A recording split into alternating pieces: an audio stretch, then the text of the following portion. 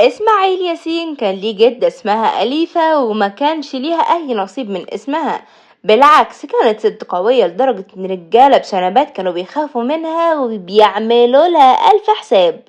بعد إسماعيل ياسين ما ماتت وبعد ما أبوه بقى مشغول عنه بسهراته وبيطلع الصبح يرجع آخر الليل ويسيب إسماعيل وهو عيل صغير قاعد في الضلمة مش طايل حتى يولع اللمبة الجاز ولا لاقي اللي يأكله. لا أبوه إن أنسب حل للوضع ده إن يبعت سمعة عند جدته أليفة.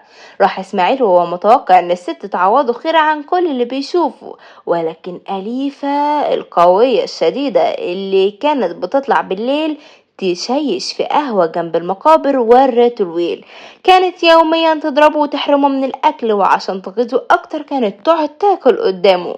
وكل ده وهي معتقدة إنها كده بتنتقم لبنتها اللي هي إسماعيل واللي ماتت بعد خناقة مع أبو إسماعيل.